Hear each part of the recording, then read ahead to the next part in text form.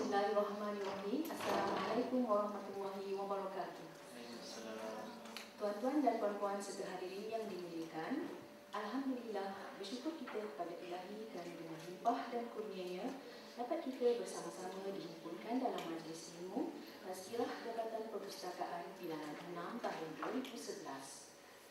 Pada petang yang berbahagia ini, kita akan sama-sama mendengarkan satu tazkirah yang bertajuk Isra' dan Mi'raj. Pihak majlis mengagungkan kehadiran tuan-tuan dan puan-puan serta hadirin sekalian ke majlis ilmu ini. Sebelum meneruskan majlis, marilah kita bersama-sama membacakan Ummul Kitab Al-Fatihah.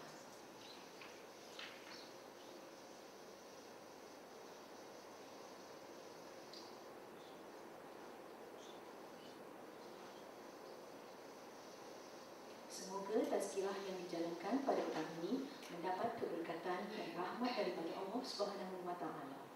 Yang dimuliakan penceramah kita Ustaz Wan Yunus Abdul Aziz yang merupakan timbalan dekan di Fakulti Syariah dan Undang-Undang, ketua-ketua bahagian, kaki tangan perpustakaan dan juga kaki tangan dari jabatan lain. Selamat datang kami ucapkan kehadiran tuan-puan kami anugerahkan. Meneruskan majlis, sukacitanya dijemput Yang Berbakti Ustaz untuk menyampaikan tazkirah pada petang ini. Dengan segala hormatnya, majlis mempersilakan. Assalamualaikum warahmatullahi wabarakatuh.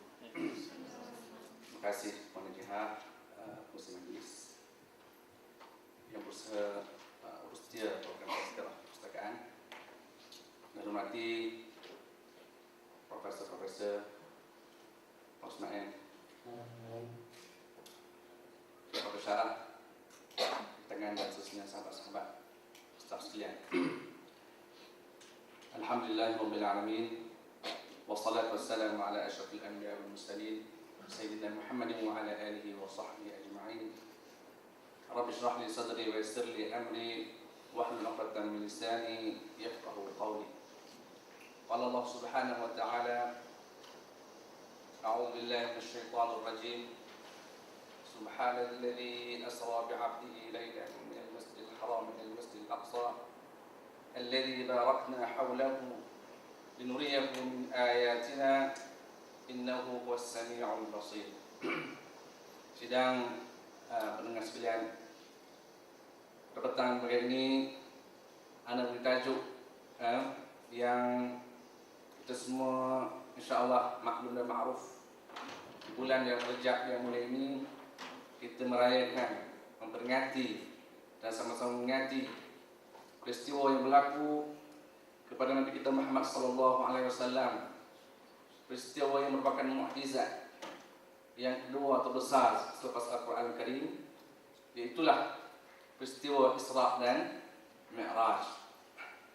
Tuan-tuan sekalian, bila sebut peristiwa Isra' dan Mi'raj ini, kalau dulu di kampung-kampung kita rayakan dengan begitu meriah sekali. Ada yang kita buat ceramah semalam, ada yang buat siri ceramah 2 malam, dan kalau kampung ada yang sampai seminggu, seminggu dulu lah sekarang dulu zaman ayah dulu ini seminggu program Isra' dan Mi'raj. Sebabnya soalnya banyak peristiwa-peristiwa, banyak benda yang berlaku, banyak pengajaran yang boleh diambil daripada peristiwa Isra' dan Mi'raj ini. Jadi dia boleh kita buat sebulan pun boleh, buat seminggu pun boleh, sehari pun boleh, dan sejam pun boleh insya-Allah. Kita compactkan. Dan ada orang sebenarnya pun ada. Macam mana tu? Dia kata Isra' senang saja. Cerita Nabi di Mekah pergi ke Masjid Al-Aqsa, kemudian naik ke langit, turun ke bumi, habis. Sampai sebenarnya itu Isra' dan Mi'raj. Jadi sebelum kita masuk dan kita melihat sebanyak peristiwa yang berlaku, perlu kita jelaskan bahawasanya peristiwa Isra' dan Mi'raj ini merupakan peristiwa yang berkaitan dengan iman. Berkaitan dengan iman. Sebab iman ini benda yang tak boleh nampak di kepala. Kemudian yang lebih berat lagi, tak boleh difikir dengan akal. Kalau tak nampak tu mungkin kita pada max congak je kan. Ya, ada kaedah apa? Maqdar. Dia tak calculator, dia congak je. Kalau tak dapat jawapan. Contohnya. Tapi dalam hal al-ghaibiyat, benda-benda yang ghaib, benda-benda yang tidak ada orang yang boleh bawa melainkan Allah Subhanahu Wa Taala sahaja dan Nabi Muhammad sallallahu alaihi wasallam. Jadi peristiwa Isra Mi'raj ini merupakan peristiwa yang menguji keimanan, menguji keyakinan dan menguji sejauh manakah kita berpegang dengan al-ghaib. Sebab itu di permulaan surah Al-Baqarah, ya, surah Alif Lam Mim itu, firman Allah Subhanahu Wa Taala, Alif Lam Mim, dzalikal kitab la raiba fihi hudal lil muttaqin alladzina yu'minuna bil ghaib wa yuqimunas shalah. Allah sifatkan orang yang beriman adalah orang yang berpegang dengan al-ghaib. Benda-benda al-ghaib ni apa dia sebenarnya? Ya, siapa yang bawanya? Ya? Jadi benda yang ghaib adalah benda yang dibawa oleh Allah Subhanahu Wa Taala dan disampaikan oleh Rasulullah sallallahu alaihi wasallam. Kita hari ini mungkin agak silap disebut benda ghaib kan? Disebut benda ghaib ni benda yang tercapai oleh khayalan itu benda ghaib. Ya, benda yang tak nampak kan? Seperti benda ghaib. Contohnya macam mana? Bini batuk umur. Kan? Bini batuk umur. Rumah kata bubat sakit, saya ni ada rasa berat di kepala ni kan. Masa dia ceramah ni kan. Mengantuk saya kira lah. Masalah yang cergas saja. Tengok Hindustan, walaupun lagu Melayu lah, lagu di Miftiul tu meleleh kan. Jegi mata lagi. Tapi bila ceramah ni ceramah kami kuat lagi ya. Dengan firman Allah Ta'ala semua boleh lena. Contoh saya bagi ya. Tengok. Oh, punya awak ni ada apa? Ada benda numpang. Pula ada. Jadi benda numpang apa dia numpang? Kalau kutu memang nampak sikat-sikat keluar, saya dulu. Apa lagi numpang? Ya, kalau kuman doktor boleh propon tu mampu ada virus. Menumpang semua. Ini benar tak nampak kan? Dia macam mana tu boleh percaya ke? Ya, adakah ini benda ghaib? Ini bukan benda ghaib dan tak perlu percaya. Bukan maksudnya tak langsung kan? Maksudnya tak perlu ketika sebab benda ghaib. Sebab benda yang ghaib yang wajib percaya adalah apa-apa yang dibawa oleh Allah Subhanahu Wa Taala dan dikhabarkan oleh Nabi sallallahu alaihi wasallam itu benda-benda yang ghaib. Ya. Jadi benda ghaib masuk dalamnya adalah perkara melalui syurga neraka. Semua kita boleh bayangkan apa yang dalam syurga dan apa yang dalam neraka, melainkan apa yang digambarkan diberikan oleh Nabi sallallahu alaihi wasallam. Yang keduanya perkara mengenai akhirat. Alam barzakh, alam barzakh. Cerita sebab alam dalam kubur ya. Dalam hadis Nabi sallallahu alaihi wasallam menyebut bila matinya seorang Adam itu ditanamkan, bila kita patah balik kan, maka datanglah malaikat yang akan menyoal mayat ya. Menyoal mayat. Ada orang tak percaya ya, kata mana boleh? Kita uji, okey uji. Buat macam mana? Letakkan dulu dalam kubur.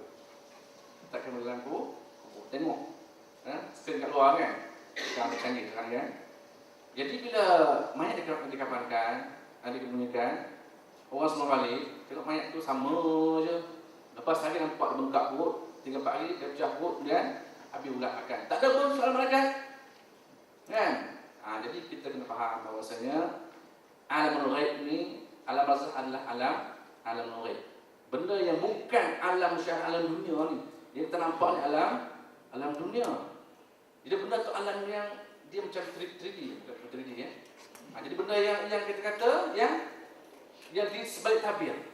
Bukan tabir, benda tabir alam yang lain. Dalam hal ini kita hanya menerima dengan iman. Allah kata ada sesuatu kubur, percaya ada sesuatu kubur. Allah kata ada azab neraka, azab syurga, kena percaya. Dan soal kubur kita kena percaya. Tapi pastikanlah yang bawa itu adalah Allah Subhanahu Wa Taala dalam Al-Qurannya dan hadis-hadis yang sahih. Jangan pakai ketahuan tak boleh ya. Jadi yang kata ada penumpang lah, ada 3-4 ekor, 5 ekor kenderaan tu, bukan benda yang baik. Sebab yang bawa tu untuk bomoh. Kalau untuk bomoh tu mungkin mesti solatnya pun tak apa nampak kan. Benda karut yang dia buat contohnya. Jadi jangan kita terangkat dalam hal ini. Itu yang pertama. Yang kedua, benda-benda ghaib adalah tentang soal jin, syaitan dan sebagainya. kita tak nafikan keadaan jin ya, ada. Ada. Jadi Nabi Muhammad SAW pernah berkomunikasi dengan jin. Sehingga Al-Quran disebut surah Al-Jin dalam Al-Quran. Bacalah cerita tentang Allah. Nabi Muhammad SAW berkomunikasi dengan jin. Dan dalam kisah Isra pun disebut tentang jin yang mengganggu Nabi Muhammad SAW. Ya. Okey. Jadi dalam hal ini besok Isra ini adalah peristiwa yang berlaku tahun yang sebelum hijrah, setahun sebelum hijrah, di mana ia merupakan satu kemuncaklah kepada ujian kepada Nabi Muhammad SAW. Di mana pada tahun itu Khadijah meninggal. Ya, Khadijah isteri Nabi yang menjadi pendokong, yang menjadi pendokong setia Nabi SAW ini meninggal. 3 bulan lepas itu bapa saudaranya Abu Talib juga meninggal. Dalam masa yang sama Nabi SAW dikepung di sekedap sudut ya, dakwah kepada kaumnya, ramai yang tak mau beriman kan. Tiba-tiba berlaku Isra. Maka Isra adalah suatu hiburan dan suatu tasyiah dari Nabi Muhammad SAW ya. Jadi dalam masa yang sama juga ia menguji umat Islam sejauh mana keimanan mereka. Nabi bila dia bawa Quran, ya, Al-Quran adalah mukjizat. Dan orang kafir tak mampu untuk nak melawan Al-Quran ini kan. Tapi mereka tak percaya. Kemudian bila timbul pula cerita Isra, cerita Nabi SAW berjalan daripada Masjidil Haram ke Aqsa dalam masa 3 suku malam. Pergi menaik ke langit dan turun ke bumi.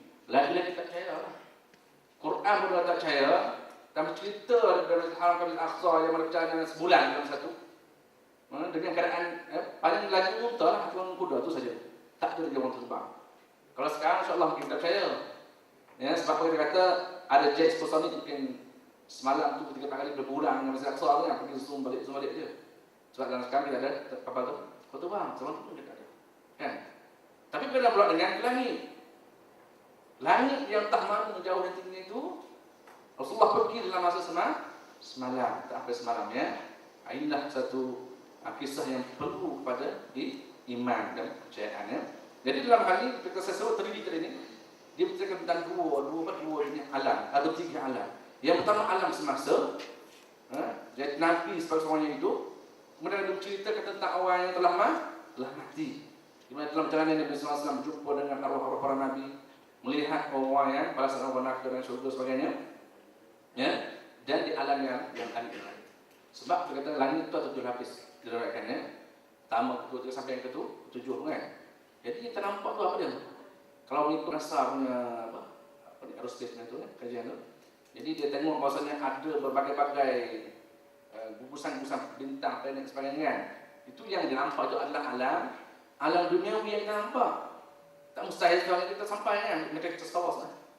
Ya, seperti sekarang ni yang lama ada graviti yang lama. Bila naik langit lepas kepada angkasa, tak ada graviti maka kelajuan tu boleh kelaju.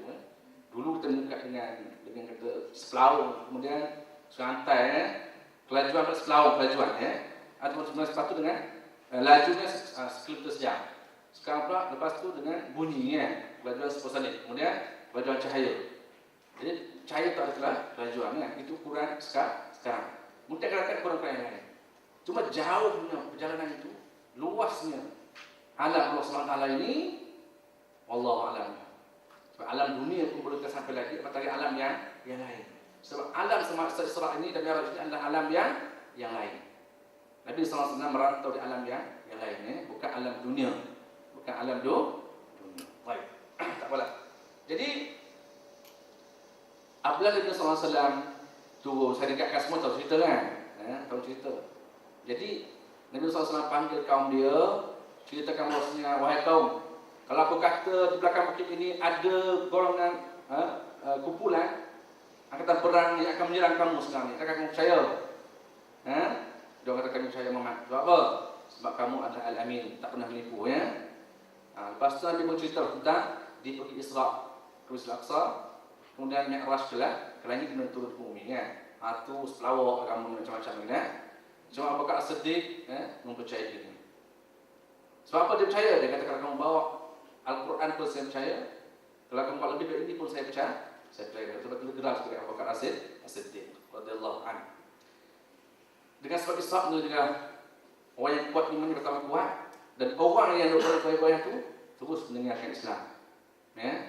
Sebab nampak lawak sangat. Sebab itu Quran Arabiah perlu dipegang dengan iman. Dia tak boleh kita pegang kata boleh. Okey. Itu yang pertama. Jadi Nabi SAW dibawa oleh Allah Subhanahu Wa Taala dari Masjidil Haram ke Masjidil Aqsa. Subhanalladzi asra bi 'abdi. Maha suci Allah yang telah memperjalankan hamba-Nya. Allah menggunakan kalimah dengan tasbih, tasbih. Subhan. Subhan. Jadi bahasa Arabnya tasbih melambangkan satu macam kekaguman. Masya Allah, subhanallah, kan? Kekaguman ya. Cuma kita sekarang silap orang Melayu kan. Bila tengok benda yang teruk pun Masya Allah kan. Masya Allah ni penggunaan kalau benda yang buruk, kita kata la haula wala quwwata illa billah. Tengok orang teruk kan la haula wala quwwata illa billah, betul kan? Ini tengok benda tu Masya Allah budak ni. Masya Allah tu bila kau untuk benda yang takjub, tak? Azim. Subhanallah, Masya Allah dengan wajah yang ceria kan, itu gunanya. Ni Masya Allah muka yang tak betul tak. Nampak tak? Inilah yang Allah SWT subhanalladzi asra bihi. Maha suci Allah. Dia telah memperjalankan hamba-Nya dari Masjidil Haram ila Masjidil Aqsa. Dari Masjidil Haram ke Masjidil Aqsa. Alladzi barakna hawlahu. Yang diberkati kawasan sekitarnya itu. Linuriyahu min ayatina, untuk memperlihatkan tanda-tanda kebesaran kami. Innahu huwas samiul basir. Sungguhnya Allah SWT itu Maha pendengar lagi Maha mengetahui. Jadi dalam perjalanan itu kita diperlihatkan dan baca benda lah, ya. Kemudian Allah Nabi SAW dibawa ke langit. Ya. Nabi SAW naik berak sebagainya, naik ke langit sampai langit yang pertama, jumpa dengan Nabi Adam alaihissalam. Kemudian naik ke langit kedua, Nabi sampailah Nabi SAW naik ketujuh, jumpa Nabi Ibrahim alaihissalam. Kemudian Nabi SAW menerima perintah sembahyang 5 waktu. Asalnya 50, turun pula tingkat yang ke-6 jumpa Nabi Musa. Musa kata tak boleh. Banyak 50 waktu, perbanyakkan sekarang ni. Solat 50 waktu ya. 5 waktu pun belum. 50 waktu kalau satu waktu 4 rakaat kali 50 lah. Kalau 2 rakaat pun kali 50. Dah 100 sebetulnya. Banyak. Jadi diteringankan dengan siapa yang beli 5. Allah kali 5 pun insya-Allah pahalanya macam 50. Jadi itu perjalanannya. Habislah atas sekarang. Banyak turunan. Jadi tadi kita sebut tentang peristiwa-peristiwa yang Nabi SAW melihat ketika Isra, ketika berjalan dari Masjidil Haram ke Masjid Al-Aqsa. Ya.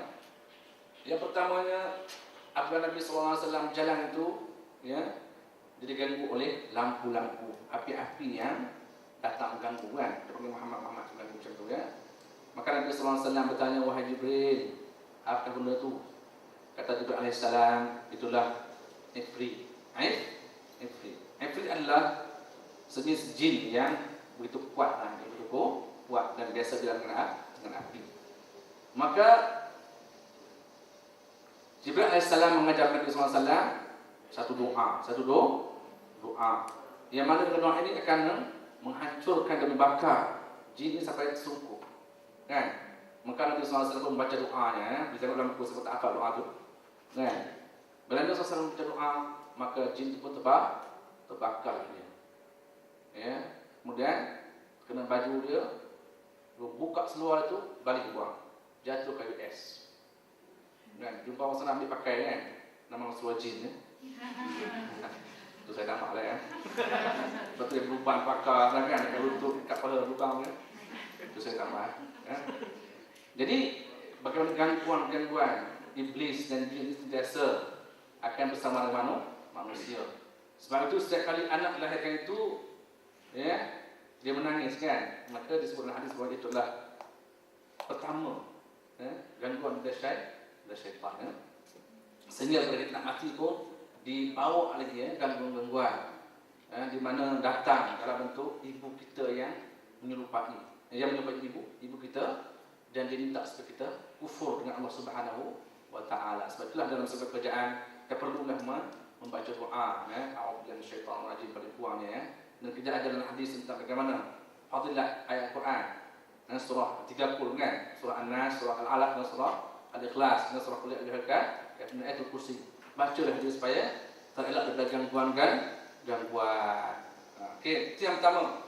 Yang keduanya, Nabi SAW ya, lalu dah melihat orang yang memukul-mukul, melihat orang yang atau bau bauan yang wangi, bauan yang wangi, maka Nabi Muhammad SAW melihat satu kaum yang mana mereka ini sedang menuai tuai mereka, menuai tanaman. Mereka bertuai, besoknya tumbuh pula. Tuai pula tumbuh pun, maka putus ya. Nabi bertanya, apa Jibril? Jibril menjawab, itulah balasan pahala orang yang berjihad fi sabilillah. Orang yang mati syahid. Bila sebut mati syahid, ya, memang yang pertama adalah syahid fi sabilillah, mati di medan peperangan. Ya. Jadi kita sekarang lebih perang lah. Ada program prestasi begini ya, perang mati syahid kan. Macam tu kan? Ya. Tak macam tu ya. Jadi syahid ini ada banyak kategori-kategorinya. Yang a'la adalah al-qital li a'la kalimatillah. Kita berperang untuk meninggikan kalimat Allah. Ya. Yang lain adalah kita berdakwah untuk mengajak orang ke jalan Allah Subhanahu wa taala. Dakwah dan berbagai bentuk. Bila kita sebut dakwah ni bukan kita kata dakwah ajak orang bebas Islam, tetap al-amru bil ma'ruf wan nahyu 'anil munkar. Ya. Tak kira lah al-ma'ruf ni dalam bentuk akademik, berusaha untuk mendapatkan pencapaian yang akademik. Al-ma'ruf dalam pengurusan Nabi sebenarnya kan. Berusaha untuk kita memudahkan pengguna-pengguna library, itu pun adalah al-ma'ruf. Ya, kemudian al-ma'ruf dalam khidmat masyarakat. Al-ma'ruf dalam bentuk ilmu dan sebagainya. Maka Nabi SAW bersabda, man sarka tariqan yaltamisu fihi ilman sahhalallahu lahu al-jannah kama qala. Siapa-siapa yang berusaha ya untuk menuntut ilmu maka Allah mudahkan jalan dia untuk syurga. Jadi syahid itu adalah banyak peringkat. Perempuan yang mengandung melahirkan anak syahid. Orang yang mati kemalangan syahid. Orang mati kena sakit adalah syahid. Cuma bagi syahid di dunia ya. Itu yang pertama. Kemudian Nabi SAW juga melalui satu bau yang wangi. Bila tanya kepada Jibril tak tahu adalah bau apa? Bau Masyitah, Masyitah binti Fir'aun. Jadi bukan nama dia Masyitah, nama dia nama lain. Masyitah maksudnya tukang sikat. Tukang sikat. Tapi sebabkan nama baik tu orang pun letak nama dia Masyitah. Masyitah binti Fir'aun bukan Masyitah Fir'aun. Macam Masyitah tu tukang sikat pada anak Fir'aun. Kisah bagaimana seorang perempuan sanggup menjadikan nyawa dan keluarganya hanya kerana iman kepada Allah Subhanahu wa taala. Ketika menyikat itu, sikat jatuh disebut bismillah. Maka Fir'aun tanya kan, adakah Tuhan yang selain ayah saya? Kata Masyitah, ya. Tuhan saya, Tuhan ayah awak. Saya beritahu ayah saya nanti ni. Lupa ayah. Ada report-report itu susah juga. Laporan-laporan ya. Jadi tak apa cakap lah. Kata Masyitah ya. Anda bercakap, Tuhan panggil. Tanya dia, adakah Tuhan selain aku? Ada. Allah, Tuhan awak adalah Tuhan saya dan Tuhan awak. Ya. Tolong sambil peluang ya. Tolong jangan cakap macam ni. Kalau tak saya bakal saya rebus awak ya. Tidak, saya tetap dengan iman saya. Maka dibawalah keluarga dia ada 2 anak dan seorang suami. Semua dia minta supaya kufur Allah Subhanahu wa taala. Dia masih takut tak pegang iman dia. Maka dibawa dibubuh dalam air, dimasukkan suami itu dalam tu, anak yang besar tu dalam tu, tinggal anak yang kecil yang dalam kandungan tu yang dalam hubungan tu, dia dah rasa macam lain terugat kan, rasa ni kan, kesian kecil yang mata tu kan. Kemudian anak yang kecil tu bercakap, wahai ibu, tetaplah imanmu buang saya. Jadi dalam kisah ini dalam sirah ini, beberapa orang yang anak-anak yang kecil yang bercakap anak Masyitah alaihissalam. Baik. Jadi bila dia berterjun, maka balasan Allah bagi bau dia semua bau wangi di syurga. Kemudian yang ketiganya, Nabi SAW melihat orang yang mengukul kepala mereka. Jadi pukul kepala. Tengok semua kan ini kita berhenti semua ya. Pukul kepala yang ini, demam, pecah kepala, keluar darah. Kemudian itu sembuh balik. daging dari sini sampai bentuk kepala. Pukul semula. Lepas tu duduk semua, dia sihat balik ya. Jadi Nabi pun bertanya, apakah ini wahai Rasulullah? Rasulullah kata, Nabi kata wahai Jibril. Jibril menjawab, wahai Rasulullah, ini adalah balasan orang yang memberat-beratkan sembahyang. Ini kita semua kenal lah ya. Tengok jam 20 ni, awal lagi. Awal lagi. Sampai pukul 3.30 sempat lagi. Sampai pukul 4 dan lagi. Sampai pukul 4.25 sikit lagi. Itu habis asal pukul 4.30 kan. Lepas tu barulah nak kerja kan. Nak kerja pula bos panggil. Ni mak jap. Takkan cakap tak sembahyang lagi. Tak sembahyang apa ni, pukul 4.30 ni.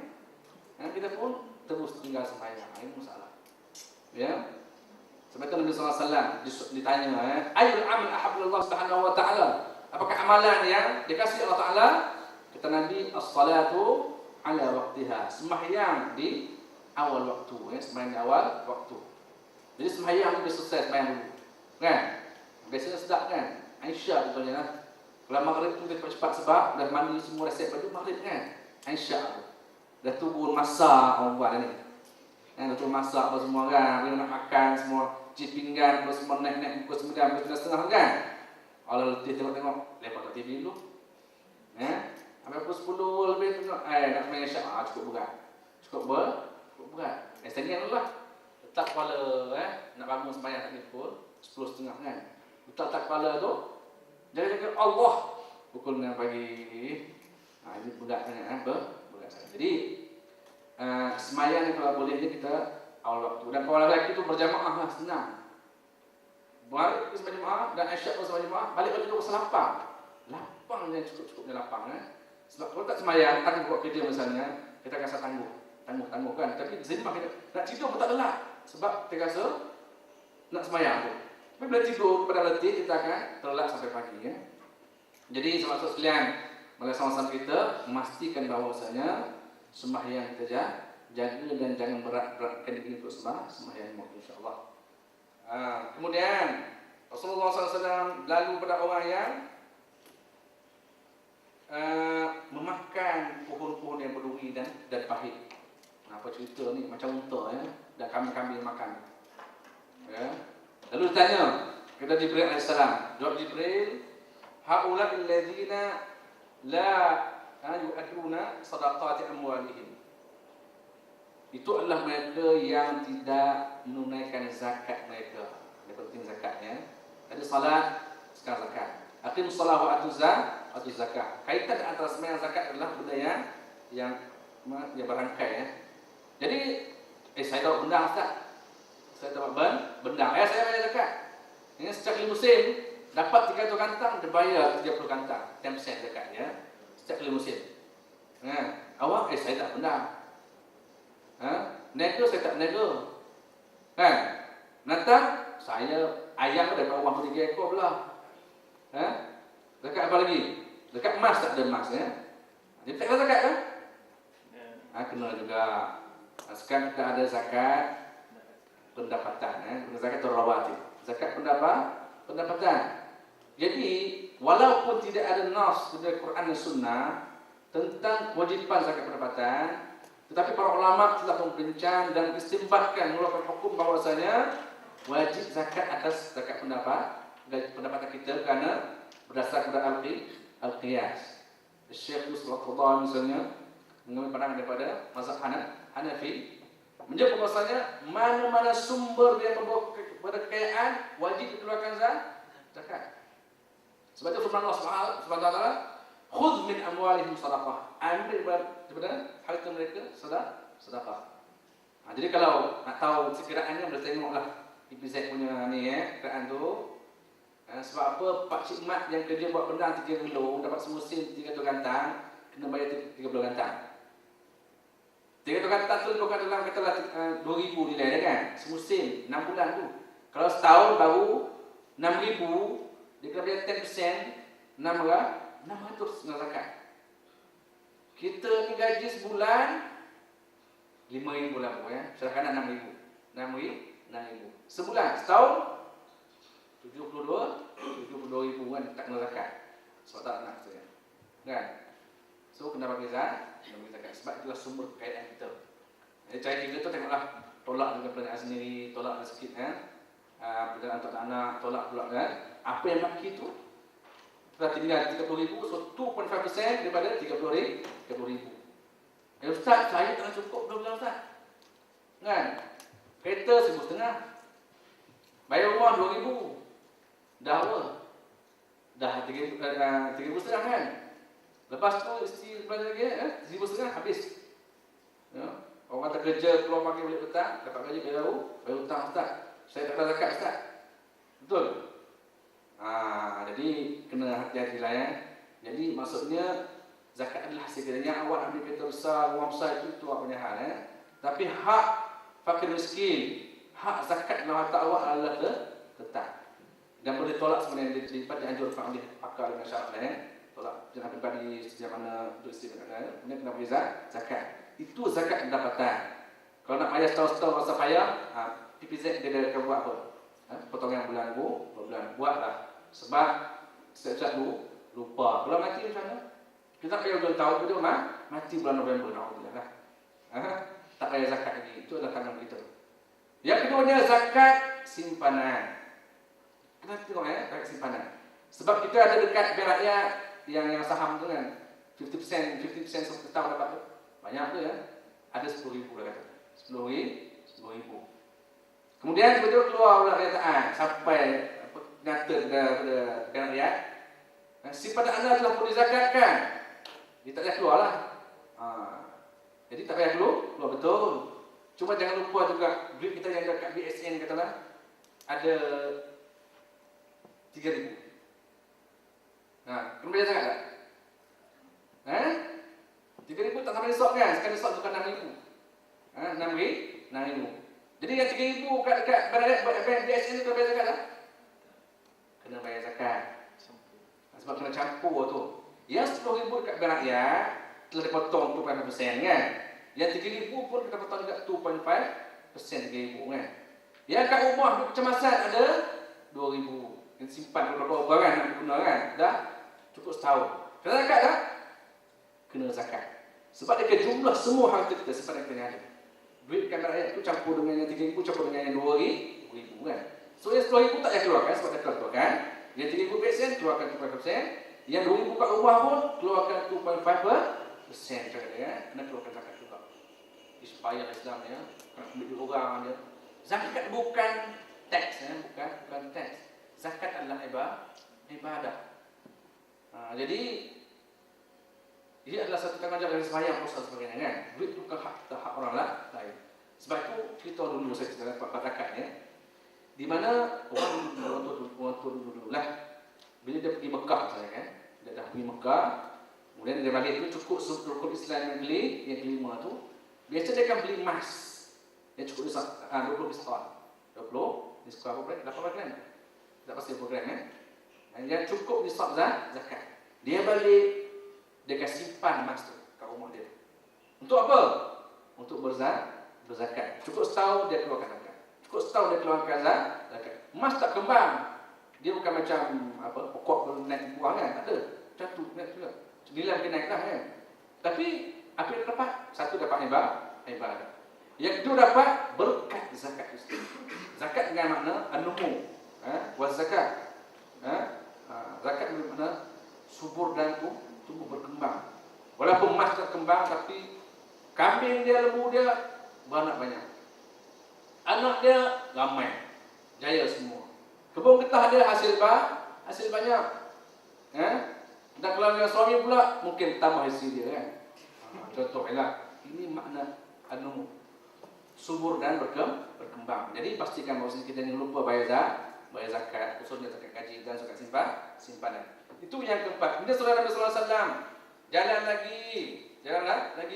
Nabi melalui kaum yang mana mereka ini di kiri kanan mereka ada daging yang baik dan ada daging yang busuk Tiba-tiba mereka tak makan daging yang masak yang sedap ni, mereka pergi makan daging yang mentah yang busuk tu.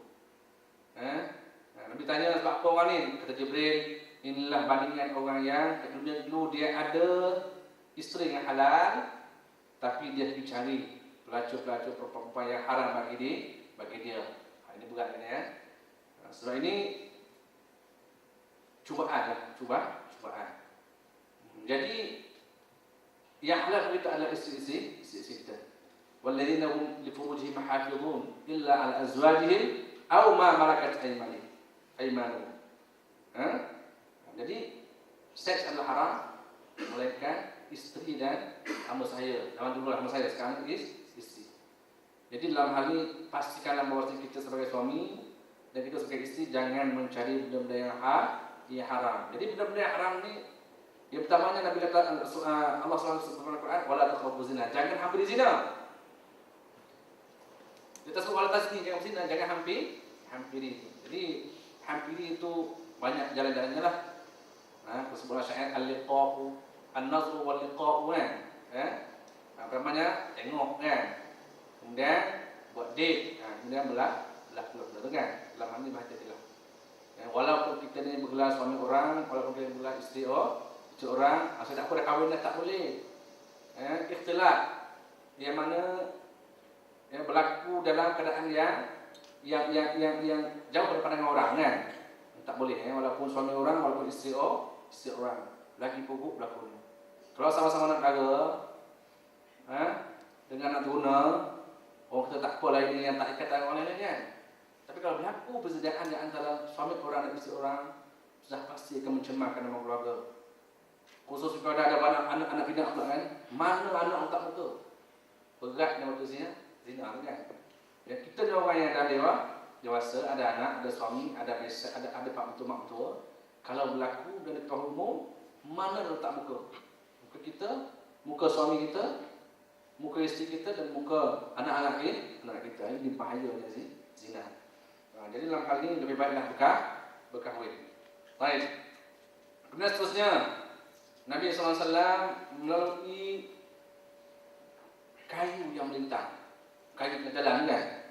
Bila lalu terus kena baju kesangkut cari baju habis Nabi tanya Jibril, apa ni ya Rasulullah? Kata Jibril, itulah perumpamaan orang yang lepak-lepak tepi jalan. Lepak-lepak tepi jalan. Lalu orang mesti ganggu. Fiwit. Jadi lepak ni kan. Jadi cerita lepak ni bukan cerita sekarang ni kan. Cerita zaman Nabi pun dah ada. Sudah dan ditunjukkan dalam Mi'raj Nabi itu. Maksudnya benda lepak ni benda yang serius lah. Yang boleh melahirkan macam-macam fitnah sebagainya kan. Lalu jalan, hai seorang ke? Buta ke apa ni kan? Memang seorang pun. Tapi itulah mukadimah yang letak kan. Kalau layan pula habislah. Jadi itu. Jadi iyyakum wa turqat kata. Jangan kamu duduk tepi-tepi jalan. Kemudian kalau sahabat tanya kalau kamu masuk duduk juga Rasulullah, biasalah mesyuarat tingkat kan. Mesyuarat tingkat. Tak sempat jumpa pejabat dari luar nak jumpa masa nak turun pergi ke kedai makan kan. Jumpa masa baru tanya sembang-sembang kan. Masa lepak sikit tu boleh sembang kan. Kita boleh kalau urusan kan. Tapi faktu at-turaqat haqqahu. Nak bagi hak jalan. Apa dia nak kata? Ufshus salam. Sebarkan salam. Bukan salam ke orang. Maksudnya kalau jumpa assalamualaikum salam. Kalau orang lalu naik kereta, orang kereta kena beri salam kepada orang yang duduk kan. Orang tersalamualaikum assalamualaikum salam. Kalau orang jalan perlu tunjukkan jalan kena bagi hak jalan. Dan ghaddul basar kena apa? Tutup pandangan mata. Ini bila jalan tu tengok sampai apa? Habis. Sampai habis enggak mana kan? Itu sudah menyalahi ya. Kemudian Nabi SAW lalu juga melihat orang yang berenang di dalam lautan darah. Berenang darah Bayangkan darah yang pekat tu berenang tu memang terseksa rasa lemah tu. Bila ditanya sebab apa Nabi dia kata inilah bandingan orang yang makan riba. Jadi dalam Quran disebut alladzina yakuluna riba la yaqumu illa kama yaqumu alladzina yataqabbalu asy-syaitanu minal mas. Orang makan riba ni bila bangun hari kiamat tu dia tolong hayang macam orang yang terkena rasuah tu. Orang rasuah tu kan tak sedar kan. Ada baju dia buka baju habis dapur pun dia buang, ada pisau dia tikam orang, ya, makan riba. Jadi dulu riba pergi 10 minit ambil balik RM10 contohnya kan. Dan sekarang ni dalam perbaikan Islam, perbaikan semasa ni macam-macam riba ada. Ya. Dalam hal ini alhamdulillah lah kita kat Malaysia sekarang ada sistem perbaikan Islam. Sama ada yang bank Islam sendiri rakyat yang perlu bank Islam itu, ataupun bank-bank yang lain yang ada dengan furuk cawangan Islam punya video kan. Tak apalah. Walaupun orang kata ini tak Islami ni mana tak apa. Paling kurang kita mengambil rukhsah yang ada. Jadi kalau ada akaun-akaun yang tak Islami, tukar kepada Islami. Kepada yang Islami lah. Dan kalau ada produk-produk yang Islam tak Islam, tu ambil produk yang Islami. Darurat Ustaz, macam mana? Darurat pas nak beli rumah kan. Berapa rumah Ustaz? Encik? Rumah saya 400,000 je. Jadi rumah 400,000. Padahal kalau duduk rumah flat cukup dah 30,000 beli kan. Kalau duduk darurat lah. Maksud darurat benda yang mengganggu urusan kita yang hajat yang peluang-peluang kan. Makan tidur tu darurat belilah. Jadi kalau kerana nak rumah banglo 2 tingkat besar dan terpaksa mengambil timah riba, itu bukan lagi darurat. Itu ikut nafsu nama itu. Jadi sekarang ni ada berbagai Islam, pinjam 1 juta pun tapi dengan kontrak ataupun ukut yang syariah. Bank Islam mahal Ustaz. Mana ada tak mahal ya? Sama saja besar, sama ya. Semua aplikasinya lah lain-lain ya. Belanja tanyalah orang yang pakar dan bidang muamalah. Okey, itu sokongan kepada perbaikan Islam. Kemudian Nabi SAW lalu pada kaum yang gunting lidah dia, gunting perang, lalu habis tumbuh balik. Gunting tumbuh. Jadi Jibril tanya, Nabi tanya, pasal apa tu? Jibril kata haula khutaba'ul fitnah. Khutabaun ummati yaquluna ma la yaf'alun. Ini masalah ni. Ini kena kat ustaz-ustaz ni. Mereka itu adalah orang-orang yang mencanangkan fitnah. Antara juga adalah orang yang cakap tapi tak buat. Ya ayyuhalladzina amanu lima taquluna ma la taf'alun. Kabura maqtan 'inda Allah an taqulu ma la taf'alun. Wahai orang beriman, sebab apa kamu berkata benda yang kamu tak buat? Sesungguhnya besar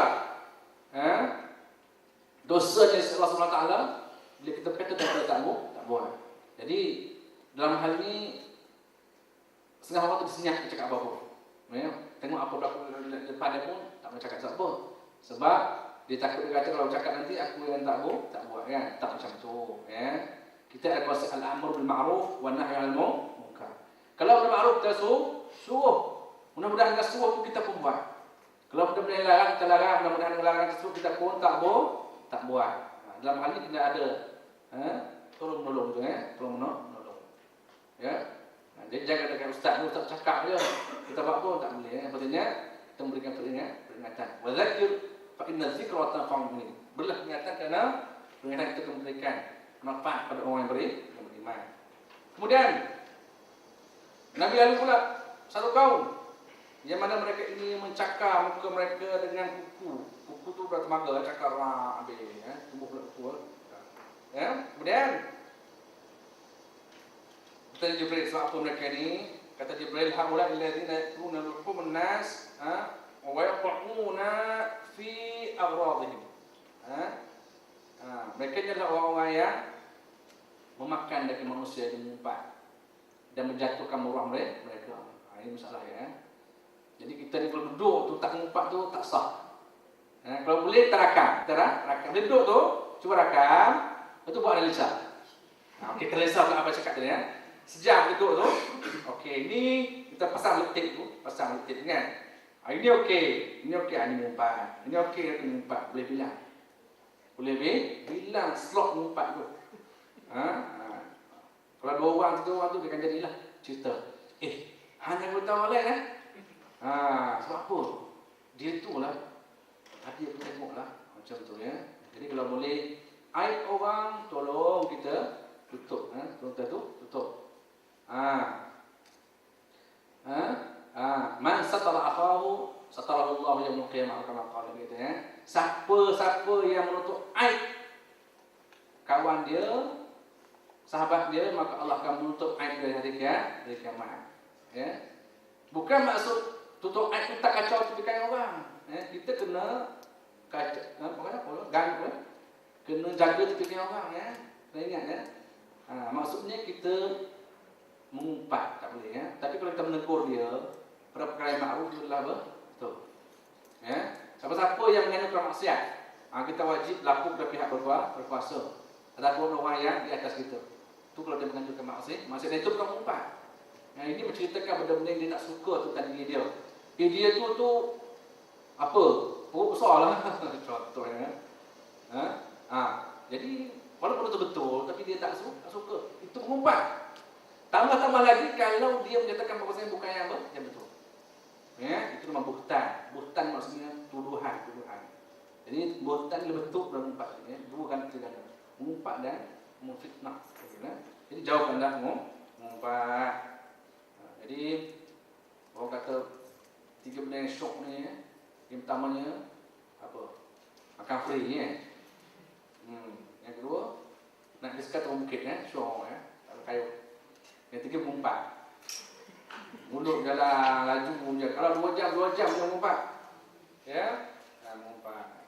Dan perkara lagi yang Nabi SAW lihat semasa peristiwa Isra itu, ya. Menjadi pengajaran, kita bacalah semua, boleh baca rasanya. Kemudian Rasulullah SAW pergi sampai ke Masjid Al-Aqsa. Nabi semayang di tempat.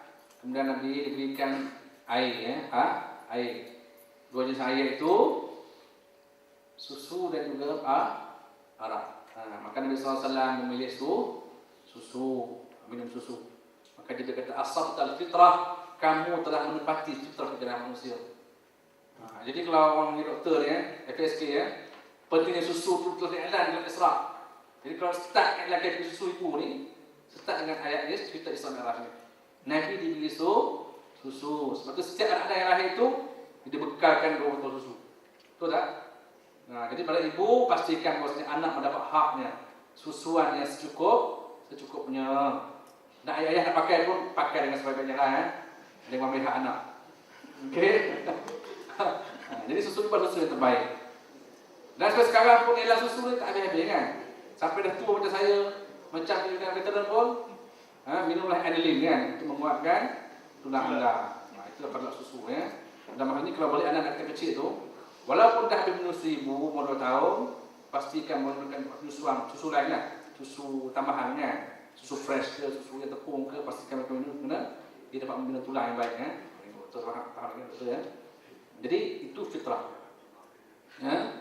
Dari segi binaan ataupun kita banding kita orang Asia dengan orang yang tepat makan susu, ya. Lain badan kita, ya. Kita badan orang ni kecil-kecil sebab kurang kalsium, ya. Kurang kalsium. Banding dengan orang negara-negara Europe yang mereka asas makanan atas susu. Dia makan susu, makan yogurt, makan cheese, makan apa, 2-3 jenis cheese, ya. Jadi tulang dia lain. Salam orang Arab kita, kan. Dia pegang itu macam tenggelam bagi dia tengah. Tangan dia pun dia tulang besar. Boleh tengok contohnya. Jadi kita amalkan minum susu dari kecil dan sampai dewasa, insya-Allah. Kemudian Nabi SAW naik Mi'raj, ya, urut dari sama ke langit sampai langit yang pertama, pergi salam dibuka di badan Adam sampai kali kedua, buka lagi sampai langit yang ke-7 sampailah ke Sidratul Muntaha. Ya. Ia adalah satu pokok, gambaran pokok, kan. Macam mana pokok pun tak tahu, tak cakap macam mana. Ya. Pokok yang besar, ya, yang besar. Bawah tu ada Baitul Ma'mur. Baitul Ma'mur adalah tempat tawaf para malaikat di langit. Macam mana ustaz? Wallahu a'lam. Macam mana? Kita percaya cukuplah. Ya. Sebab apa? Sebab kalau dia besar, langit sekarang pun belum tunjuk besar. Naik ke atas tu sampai ke, ya, bilion-bilion bintang tu dengan jauh yang berjuta cahaya, kan. Itu langit berapa tu? Mungkin tu langit tamu saja. So dalam hal ini mungkinlah kata hijab, ya. Langit ini mungkin dalam kata hijab dan sebagainya, itu hanya Allah SWT yang berkuasa. Dan Rasulullah diperlihatkan dengan apa? Dengan apa ni? Biasa. Dengan tentang orang-orang yang dalam syurga dan dalam neraka. Jadi dalam hal ini bentuk 3D kan macam panggil, ya. Rasulullah dalam orang yang roh para nabi dulu kan. Diperlihatkan dengan yang akan datang di surga. Itu betul terlihat dengan dia kan. Betul faktor masa lah. Kalau kita tengok sekarang filem apa ni, merentas masa kan. Beyond apa dia? Itu film tu. Jadi boleh pergi masa lepas, akan datang boleh pergi kan. Jadi Back to Future. Ya, kita sekarang terikat dengan masa, dengan masa. Jadi Allah SWT dia tak terikat dengan masa. Masa itu adalah makhluk Allah Subhanahu wa taala. Sebab sifat Allah qadim. Qadim. Maksud qadim tak ada mula. Sebab tak ada ikatan masa bagi Allah Subhanahu wa taala. Yang lain itu adalah makhluk kita berkembang berpindah kepada bentuk sebentuk. Alam zuriat, alam roh, alam zuriat. Kemudian alam perut, ibu kita, alam dunia, alam barzakh, alam kubur. Sebelum sampai alam kiamat, alam akhirat, alam syurga kan, jauh pindah tu kan. Itulah makhluk berkembang. Ada dan tak ada. Kun fayakun, kalau tak jadi ni. Kalau tak hilang, hilang. Allah baqa, kekal dia. Itu dia. Itu menjadi tauhid lah. Kemudian terima sembahyang. Ini yang jelas lah. Kemuncak daripada semua ni adalah cuma sembahyang Nabi sallallahu alaihi wasallam. Maka dalam hal inilah sembahyang adalah satu bentuk mi'raj. Bentuk kita berurusan Allah Subhanahu wa taala. Sehari 5 kali. Yang Nabi SAW mengendap Allah Subhanahu wa taala. Sampai sebelum tahap tu Jibril kata aku sekarang ni pergi makam dia Jibril kan. Nabi SAW naik ke jumpa Allah Subhanahu wa taala. Jumpa macam mana wallahu a'lam. Kita percaya dia. Jadi ada pandangan ulama itu baca kitab Tafsir tentang ada roh atau bentuk macam matahari sendiri wallahu a'lam boleh tengok baca ulama tapi ceritanya Nabi menerima salat farduan dan inilah menjadi asas kepada hubungan kita dengan Allah Subhanahu wa taala. Jadi Nabi sallallahu alaihi wasallam kata as-salatu imaduddin, man aqamaha faqad aqama ad-din, wa man halakaha faqad halaka ad-din. Sembahyang itu tiang agama, siapa yang mendirikannya mereka mendirikan agama, dan siapa yang meninggalkan sembahyang mereka yang meninggalkan agama. Kemudian inna salata kanat al-mu'minina kitaban mawquta. Allah kata sebenarnya sembahyang itu adalah satu farduan yang tertentukan untuk orang mukmin jadi kena sembahyanglah. Sembahyang dalam bentuk sakit dan dalam bentuk sihat. Sihat kena sembahyang, dalam bentuk masyaqqah kena sembahyang, dalam sakit ada sembahyang jamak qasar kan. Dalam masa sakit pun ada cara-cara nak sembahyang. Pasti kita mengaji yang fardu ain itu tambah bersuci. Jadi sekarang tu sebabkan sakit sikit tangan sakit, tak sembahyang. Apa? Qadha lah. Seminggu balik semen tu seminggu tak sembahyang sebab tak ngerti nak ambil sembahyang macam mana. Ambil sembahyang biasa sapu kat semen. Kemudian tayamum. Ini untuk FKSK dah tak ada wakil kan. Kita cadangkan supaya di hospital itu ada mustasyar syar'i dipanggil apa? Dipanggil penasihat syariah di hospital. Sebab nak pandu orang Islam ni untuk tunaikan sembahyang. Sekarang tu terimam pun boleh pergi ke hospital tak sembahyang sebab kemudahan tak membantu. Air semua ada tapi staf-staf yang ada tak tahu bagaimana nak bantu. Itu masalah. Jadi kalau tak ada anak-anak yang pandai semua memang tak sembahyang nak sembahyang kita tak boleh. Contohnya. Nak ambil sembahyang tak boleh. Nak tayamum kena cari tanah kan. Mau siap tanah dengan macam-macam. Tayamum senang dia tanah ambil betul tu besar tu kan. Tayamum lah. Jadi belum masuk usul yang lain lah. Kena pada keadaan uzur. Sembahyang wajib sembahyang selama dia sedar. Pesan tak apa. Kalau dia tak sedar tak apa. Tapi kalau sedar wajib sembahyang walaupun dengan isyarat mata sekalipun. Masih puasa macam mana? Cara puasa orang yang uzur. Kalau dia boleh puasa lah. Dia sakit tangan, dia sakit tangan, pasang tangan. Tak mau puasa kan? Apa kaitan tangan dengan puasa? Kan? Dia boleh puasa lagi, kita tolong dia untuk berpuasa macam mana dan sebagainya. Jadi pastikanlah kita didik anak-anak kita dengan sembahyang dari kecil. Jangan sampai bila dah orang terpuluh tu tak tentu dah kita belajar sembahyang. Memang kena belajar Quran, bagaimana kena belajar. Walaupun dah tua jangan berumur, tapi selawatnya semasa kecil. Anak kita yang boleh mata tadika pun dah boleh baca doa citah. Wa akbar kabira sahabat. Ini sampai yang tua tu tak belajar bagaimana maka kita tak tahu. Jadi mudah-mudahanlah kita menjadi orang yang boleh menjaga sembahyang, sebab ini adalah puncak hadiah yang Allah berikan kepada manusia, di mana Nabi ambil sendiri dari Allah Subhanahu wa taala. Nabi terima sendiri dan bawa tolong untuk kita manusia. Tiba-tiba kita buat main, buat semua tak tengok kan, buat dia tak ya semua sekali. Maghrib kan, mula dapat gaji awal sekali dua ni, petang-petang ke mana? Kedai tom yum. Enggak, bawa anak-anak cicit kan. Pukul 6.30 tu, bawa anak-anak pergi duduk makan tom yum sampai maghrib pas semua tu. Memang nak sembahyang, kalau balik tu sembahyang. Kadang sempat, kadang tak sempat. Balik tu saya perut nak buang ni, buang-buang ni bukan sembahyang habis dah. Betul syak dah. Jadi nak pergi makan tom yum boleh, masa dapat gaji kan. Tapi pergi maghrib. Kalau tak pun pergi pukul 5 asal ni awal kan. Pastikan pukul 6.30 boleh balik sembahyang asal tu. Jadi kalau lah sepatutnya balik-balik tu kita nak dengan anak dekat mana? Kat surau, bawa sekali surau, lepas tu pergi makan tom yum. Jadi jagalah sembahyang ni untuk diri kita, anak-anak kita dan keluarga kita, insya-Allah. Mudah-mudahan kita menjadi kawan dia dunia dan akhirat, insya-Allah. Jadi itu saja nak rasa tazkirah nikah petang ni. Mungkin dia ramu semua saja, tapi yang pentingnya kita boleh memperingati untuk diri saya sendiri dan untuk sahabat sekalian. Yang baik Allah Subhanahu wa taala dan kurang dari diri sendiri. Aku qouli hadza wa astaghfirullahal azim li wa lakum. Assalamualaikum warahmatullahi taala wabarakatuh.